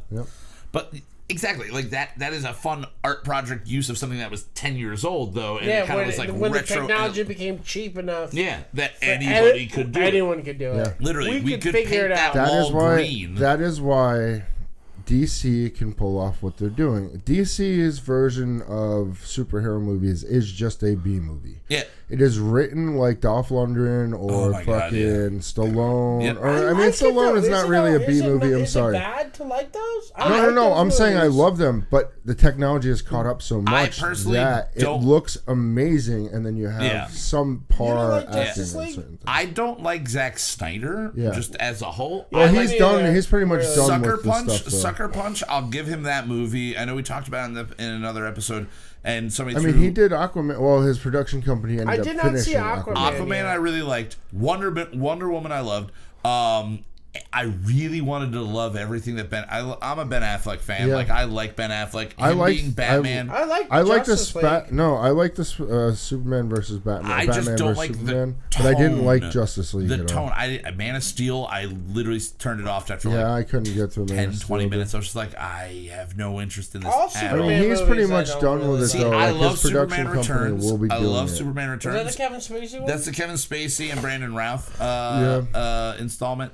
And I wish that had kept going, because then we would have gotten a more traditional thing. But since it was happening at the same time as them doing The Dark Knight, there was no way there was going to be crossover between those worlds there. But they gave it to an artsy director. They gave it to an artsy, fartsy, and now we find out he's really fucking pervy Bryan Singer, director. There were 2 perverts working on that. Wait, is that who did that movie? Yeah, Bryan Singer left X-Men. Well, what's his face got the charges are all dropped. Oh yeah, Kevin Spacey, but he's still pervy, you know. Yeah. See, that's a fucked up world we live in. Oh yeah, I know. Charges were dropped. Well, he's still gonna and we keep saying that. And he's my favorite actor of all time, so I'm saying that. He's literally, like, I got to meet him when I was living in L.A. The Bobby Darin movie he made, Beyond the Sea, is one of my favorite movies ever. He was 44 years old, something like that. And he made a movie about a guy who died at the age of 37 and played him 17 to 37. Damn. And the joke I went to go... as I've talked about in the past when I talked about Saw, I think last week, me and my sister were part of this like email magazine group thing that we would get free tickets to go see screenings of movies in Hollywood, and we would go down just from this magazine. It was a screenwriters magazine, and you would go, and there would be a free screening of a movie that has not come out yet. Okay. You would generally be the first audience in the world to be seeing it, and the screenwriter would show up. So Beyond the Sea was a huge passion project from Kevin Spacey. He put years and years, he was trying since the early 90s to make this movie. And when he finally was given the chance, he was, again, 5-6 years older than the character was when he died. Sure. But he was playing a guy that balded really young and had to wear a toupee. So there's a huge joke in the movie that made a lot more sense if you know how bald Kevin Spacey really, really is. Right. Like his hair as Verbal Kint in Usual Suspects, that's the only movie you ever have seen his real hair in for the most part. He's got a hairline that goes back to the middle of his head, and it's still a horseshoe almost, or like that fucking peak in the back of his head. So in the movie, they're like his first appearance on TV. He gets to go on whatever bandstand or something like that, and his mother's just like, "What are you wearing on your head? Like, what's on your head? Like, what is that thing?" And he's like, "It's a toupee. It's a toupee." And that's where they like joke about it. And then after the movie was done, Kevin Spacey apparently was sitting 2 rows behind me, or a row behind me the entire single time, and I was making a bunch of jokes and didn't realize he was sitting right behind me. We didn't think he was going to show up, but he was the screenwriter, so he was there. And he walks up, and somebody asks him about the balding, and he goes, "When Bobby Darin is balding, I'm still wearing a wig. When they show Bobby Darin without hair, I still have a wig on to make me look like I have more hair than I do." But he's still committed, like from like the lower middle neck area to halfway up his head. It is full fucking head of hair, and then it just stops like back there. But that movie, I fucking loved it. Now, did you ever go to a screening of a movie that never came out? There's a movie that God, I forget. Because there's one movie I've seen that I've never heard of ever. I was to a again. Screening once like that when I lived out there. We got in, and it was a fucking incredible movie that never came out. It never was got. This the one with 50 Cent or something? Method Man. Method Man. Yeah. So this is a movie that takes place. It's called not the corner, not the. What's another word for corner Undertaker? Trying to think of it. I know what you're trying to go for, but I can't remember. I think it starts with an M, but I can't remember. Anyway, this movie. What's the mother's name in Addams Family? The Mortician. There you go. The Mortician is the name of this film. Yeah. I have never seen That's it how anywhere my brain ever, works. but we saw this screening. The Mortician. So, Method Man, it plays a mortician in a crazy, like, southern Alabama town. Huh. And he plays the whole movie with a limp and a lisp. Okay. And his only friend in the whole movie is a hooker that he pays to love him. And, like, it's like... It's sort of like The Machinist. It's about, like, gang violence. And it's just a really dark, really... It was profound. Like, it was fucking incredible. We got to go see this screening. Yeah. And it never came out? Never got picked up for distribution. That's bizarre. They did the entire screening with the cat, the whole, like you said. The only one I've ever been to, the only one I ever got tickets to, was this movie, The Mortician with Method Man. I mean, I was in the rap group at the time. Sure. You know what I mean? Like, it was, our manager got us in because his Method Man. I would say the only movie that But it was, it's so weird that I saw a movie in the theater with the cast and nobody else has ever seen it. I cannot watch it. I cannot go back and see it. There's no mention of it almost anywhere. Well, there's so many movies that even come out that drop out. So a movie that never came out. The one that I was trying to think of, it actually got a release. It was called We Don't Live Here Anymore, and it's based on Andre Dubois, a couple of short stories of his. But it's Mark Ruffalo, Peter Krause, the guy that was in like sports, whatever that sports show that Aaron Sorkin did in the 90s, Sports Night. Yeah. It was him and Naomi Watts, and it's basically just a movie about adultery.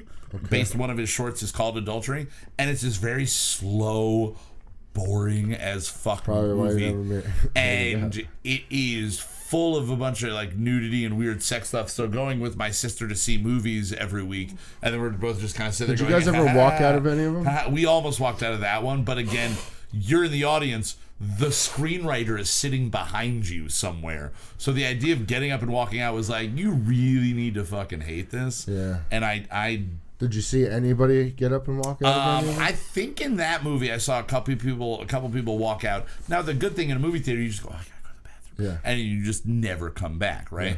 Yeah. But for me and being fucking, you tell the screenwriter, you walk by the screenwriter like, this is fucking terrible. I'm just going to the bathroom. I'm just going to take a shit for an hour and a half. How long's this piece of shit that you took on the screen? That's what I would say if I was going to say that.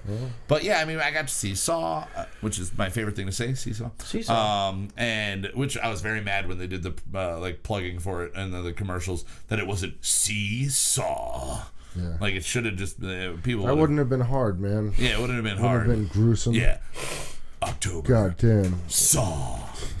Seesaw again.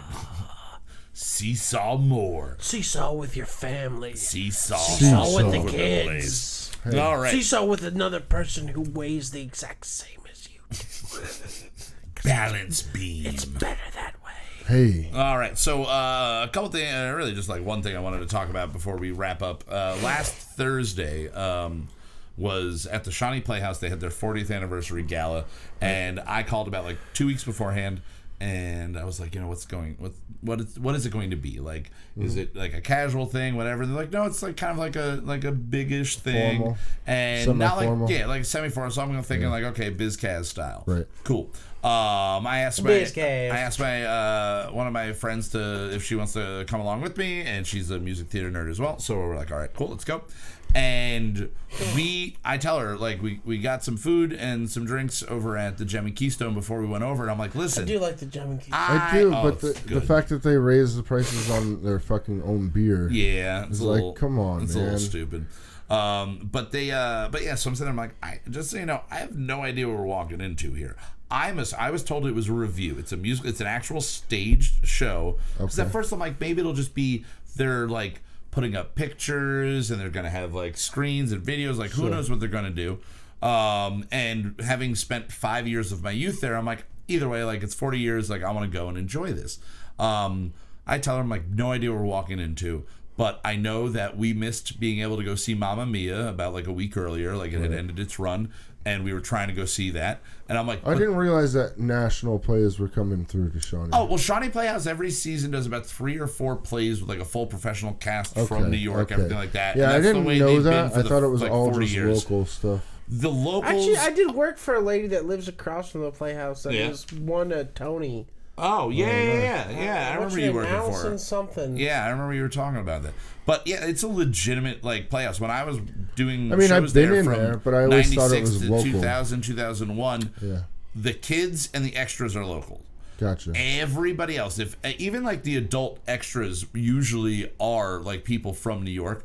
Right around the corner from the Playhouse is a giant boarding house that is the cast house that they all live at, but they get cast for the entire season. Gotcha. So they get cast for every single show for at least through the summer, and then they take like a month or two off. So it doesn't matter if it's Mamma Mia or whatever. Yeah, else they're gonna learn the one play and assign the cast. So you might be a background player in this one, but you're the lead in the next one, and that's why you're here. And blah blah blah. Gotcha. So we went. Again, preface it by going, I don't know what we're getting ourselves into, but either way, it's music theater. I haven't been in the Playhouse in about 15 years. It's been a very long time since I stepped foot in there. My brother Kurt was married there. Like, he spent a lot of time there. Yeah, his wedding was at the Playhouse itself. And it was really weird walking back in there. Like, you know, certain things you notice have changed. But right away, we walk in, and, you know, she sends me a picture of what she's going to wear for the night, going like, is this, like, too much? And I'm like, no, it looks good. Like, nice dress, boots, and like a jean, like short sleeve, like jacket over it, like cashing it down a bit. And I'm like, all right. I had like a gray button down and a black tie, and I went, sweet, taking that shit off. And I just put a nice like blue button down, jeans, you know, dress shoes. Like, let's go. We walk in, and everyone's dressed about the way we were dressed. So I'm like, all right, we're not going to stick out like sore thumbs. We walk in, get our tickets, and immediately I see this kid that used to come to our open mics. This kid, John, who interrupted me one time while I was in the middle of doing stand-up to say that he wanted to sing. And he put his earbuds in his ear, and he sang Empty Chairs at Empty Tables by Les Miserables. And so he is standing there at the door, and I was just like, John. And he's the sweetheart of a kid, and he tries really, really, really fucking hard. And he was like, I'm performing tonight. And I was like, sweet. So I'm at least sticking around till you, but I look around and I'm like, we are the only people that are not family members of the people performing tonight. So you guys, you're the outsiders. We went up to the fucking balcony, sat as far to the side as we could so we can be dickheads and kind of like make jokes to ourselves. But like the dudes in the Muppets? Exactly what I called that out. I was like, we're the Muppet old guys right now in the balcony, literally shouting, but you know, quietly. So all the kids perform, and all the kids, they do exactly what I remember having to do in plays, but they do a review of 40 years of shows. So they start with something that came out in like 1980, and they're doing it in order of when it first premiered. And we wanted to see stuff performed by Mamma Mia. We wanted to see it performed by the cast of the play, but instead we got to see 3 Mamma Mia songs all the way at the end. It went real quick. It was like an hour and 15 minutes, like maybe 15 songs. And everybody did a great job, and again, it's all local performers. There was nobody that was a hired gun, and they get to the first Mamma Mia song, and it's Dancing Queen, and these 4 women who have already sung a bunch of songs, they're all, I would say, 50 to 60 years old women. They get up and they do, and I'm trying to be nice here, the most hilarious rendition of a song I've ever heard, because all of them are holding microphones. Wait, Dancing Queen by ABBA? ABBA, because that's Mamma Mia is all the music of ABBA. It's all the music of ABBA. The whole play is just. I didn't know that. Yeah, Mamma Mia, there we go again. I didn't know that. That's I what thought the it whole was play about is. Italy. It takes place in Italy. It's about a woman. But it's ABBA? ABBA. It's all the music of ABBA. From Sweden. Yes. It doesn't make sense. It's obviously created by an Italian dude. I like ABBA, so maybe I would that's like what I was like. I want to see this because I love the music of ABBA. It's cheesy, super greatness. See, I had no idea. And so they go up to do Dancing Queen. Every single person's holding a microphone, and then we realize that one person's holding a microphone. The other 3 are holding like paper towel tubes painted black with this like weird silver ball taped to the top of it. And so anytime it's the next person's time to do a verse, they have to switch microphones. And there's this one woman who was very... They don't have 4 microphones in the Shawnee... I got fucking 12 microphones in this house. The Shawnee Playhouse never used a sound system when I worked there. The music was performed live by a band on the side stage, and the acoustic just pushed it right out. And then that's why they could have called. I would have let them borrow my microphone. But the reason I talk as loud as I do is I grew up on Shawnee on stage, and I had to talk to the back of that room without anything, and I like that. I like that more raw That's why version. those stages are awesome acoustically. They're set up for you to project. Exactly. So they go into this, and there's one woman who, I'll say it like a nice Southern person, bless her heart, was trying to be so serious and dedicated through the entire thing. Every song that they did, was standing there and like getting ready and doing her little shimmy. They're all just kind of like, you know, doing a little shimmy, and she's getting ready to do her verse. Sorry, in Dancing Queen. And she still has the fake microphone. Oh, man. And the woman behind her is just like trying to like tap her on the shoulder. And she's just like, I'm not breaking character. I'm not breaking. And then finally the woman just like rips the microphone out of her hand. And she like looks back and she hands her the real microphone. She's like, oh. And then like misses her entrance and goes into it. And the girl I was with takes out her phone like 30 seconds before this happens, and it's just like, I need to record this, like, right, like, I'm like, everybody's recording. It's like families are like here watching their kids, like, just record it, whatever. So she records it, and it was the most embarrassingly hilarious. Like, my heart grew like the Grinch that day, like 5 times. Like, I miss being in the theater, I miss all this shit, but that was just like the most earnest attempt at doing something. And again, you're doing it at a community theater level. But then the creepy thing, 2 songs that they did after that were also from Mamma Mia, were both ABBA songs. The one's like Honey Honey or something along those, Honey Baby, something like that. And the other is Our Last Summer. Our Last Summer is basically reminiscing about how good you got fucked last summer by this dude you were dating back then. And then Honey Honey is about how good you're getting fucked by the guy you're dating right now. Like, he's a beast. Like, that's literally the lines. And both of those songs were performed by 11-year-old girls. Oh, man. And it was that moment. I was like, what parent let this happen? What director saw this going on? Most people probably don't think about it. Yeah. Don't think about it. But like, he's like a beast, but like an 11-year-old, like a chubby, cute little 11-year-old girl doing it. You're just like, So I did the thing that I do when I'm in a horror movie in the theaters with some friends, and I don't want to look like a pussy going like this. Screen's right here. I do this and just look dead to the right or to the left, whatever side nobody's sitting on, you know, and I just look over here and I'm just looking at Oh my God, James, what the fuck? A Jeffrey Epstein production. Exactly. That's what it felt like. Wait, someone died at the end? Yes, somebody died at the end. He was hung by himself, apparently. But they literally were, and we both were sitting there just like, we were laughing, we were having a great time the entire time. And then the last 2 of the last 3 songs were that. And I'm sitting there and like at the end of it, I'm literally covering my eyes or looking down. Like, this isn't even funny. Like, this is just disturbing to me. I am like feeling the creepiest I've ever felt. Like, there's some stage mom who's really trying to get her kid to recapture everything that she missed in her youth. What does he say now? Thank you. Yeah, thanks, James. You just got to keep typing then, my friend, because they don't go away.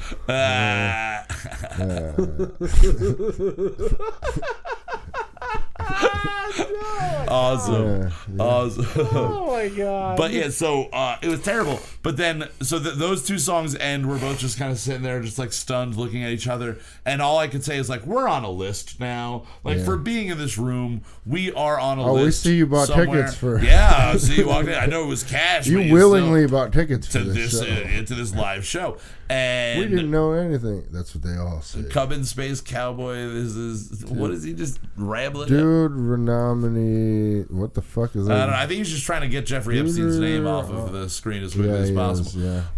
So then the great thing is they redeemed themselves at a community theater level, and they closed with Seize the Day from Newsies, which was they didn't actually ever perform Newsies there, otherwise I would have auditioned for it, but they did a Broadway review show at one point and they included that in that. So it's one of my favorite songs. What is a Broadway review? A Broadway review is where what I saw, like what I'm describing, where they just do like 15 to 30 songs from, so there's on how long you want. like of the no plot, middle parts, or there's no plot. It's literally people getting up, they generally have a set change. So it is, and they'll do like a lead into it. It's theater karaoke? Yes, but usually with professional people. Okay, so the reviews are still professional. No, I'm saying the people that were. Oh no, karaoke. We're professional karaoke players. But yeah, we're karaoke players. Yes. That's what we are.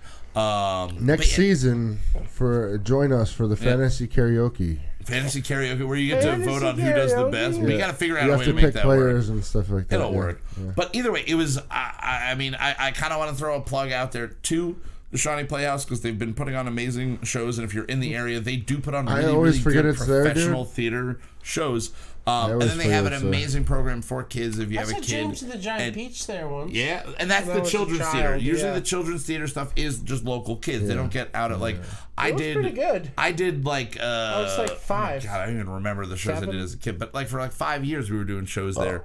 And I used to get calls like, "Hey, somebody dropped out. We're doing the Winnie the Pooh Christmas special, and we need someone to play Eeyore." And I would just stop in. Place? No, it's for profit. It's owned by the Shawnee Inn. It's all incorporated. Yeah, okay, Shawnee so it used to all be owned by Shawnee. Like the mountain, all everything. That shit. And the theater itself was opened in like the early 1900s, and that's by what was his name, Bob Waring, something like that. Because if you go to the Shawnee, the little sandwich shop next to that, they have the Waring sandwich. Yeah, the Waring sandwich. Yeah. So Waring had it. There's the Waring room in the actual hotel itself. But like literally legends performed on this stage. Like everybody before television, they were performing on the stage in traveling shows. So like definitely if you like theater, if you like music, anything like that, go to the Shawnee Playhouse. Well, support especially them. knowing They're doing this amazing things. And we're so close to New York, so we get some this really used to great be actors. the vacation spot. Yeah, everybody from New York would come out here, and they would spend their summer. Celebrities. There used to be a PGA golf course. Yep, Shawnee was like Shawnee was the hub so was Water Gap of Country everything. Club. Yeah, true. Like we had a bunch of shit. You know what I mean? Oh. But either way, so that's the whole story about that. And I want to... Hail Santa, my dark lord and master. Hell yeah. Well, it's coming up on that time, James. It is. All right, so next week we're going to be back with the final installment. The Boar King is going to get himself into another battle next week with a newly found powerful Aurthor, and we are going to see if evil triumphs or if good can win, and whether or not Aurthor ever makes it back to his home here on Earth. Never know. You never know what could happen. Do we have an idea for the final title or no? Is that still in the works? I don't have a Still in the works. No. So tune in next week to see that. As always, we're uploading all of the songs individually, and then we're going to be putting them into their own playlist. You already sectioned them off? Yep. Awesome. So then you're going to be able to listen to it all the way through, which I am waiting till the end to listen to them all the way through 4. Yeah. I'm gonna wait till next week, and I'm gonna go 1 through 6 and sit down, and it's gonna be really, really cool. Because 1 through 4 is 25 minutes, and then we did a 6-minute, 7-minute one today, so it's over a half hour. You know, depending how long next week's is. Could be close to 40 minutes. Yeah. But either way, that's the way we've been writing it for that culmination. That's what we've been wanting. So I'm definitely stoked on that. But we'll be back next week again, just the 3 of us. And then after next week, we do take a 2-week break. And then we're going to return. It's going to be fall time, and we all know what fall means. Fall. I do want to do a teaser. We are going to do the Kyle Mocha Won't Shut Up podcast definitive album guide for fall. Guide. Yeah, we're each going to pick a couple albums. Don't know what to listen to for the fall. Join us on our first fall episode, because we will tell you exactly what you should be listening to. And I think that's going to be September 24th. To get you through fall. Yes. As always, want to give a big shout out to Moot.tv, our wonderful super producer EJ5000, the guys over at Let Me Ask You a Question and White Wasabi. Go check out their other podcast. White Wasabi only has a couple episodes up. They do it very periodically, but Let Me Ask You a Question drops every Monday alongside us. A big thank you to Mr. Justin Olimpedo for helping put everything together and not spilling too much tonight. That was a smaller spill. A little bit. It's more on your pants than anything. And I'm dry now. They're drying. They're drying. You got those nice super dry pants, right? Yeah. Totally. And as always, Mr. Zachary. Jeffrey Epstein Fan Club. Storm it. Oh. Well, all right. Oh. Don't mean that. All right. Don't mean he does that not at mean all. that in any way. Why? We have like A fan 2.5 is seconds dead. to get the fuck out of Yes, this house. we do. We are going to be We got raided him. very soon. We're gonna all be hanging from our pants pretty soon. Yeah. All right, and a big thank you to everybody that Thank you, my tuned dong in and my live. pants. Thank you so much for tuning in. And we don't usually get really serious on the show ever, but I do want to give a big shout out. James joining us in the chat tonight. We love you, brother. We Yes, are so sorry for your loss, and it's odd this week that not only James suffered a familial loss, but also one of our other former guests, Megan Correga. James lost his mother, and then Megan lost her father pretty much in the same day. So sending our love to all of you. As always, anything you need, we are right here do not for hesitate. you. And we love you. And James, thank you so much for tuning in. If there's anything you need, let us know. But as always, here's our ridiculously catchy theme song to play us out. We'll see you guys live next week. Have a great rest of your evening. And everybody but James and Megan, go fuck yourselves. Yeah. Later. See you later. I got the shirt on. Mood.tv.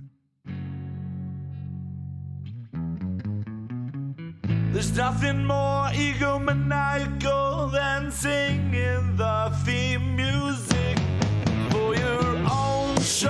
Who am I? Kelsey Grammer. If I could only drink like him, we're gonna write a new one every week. Some will be solid, some will be weak. We're gonna write a new one every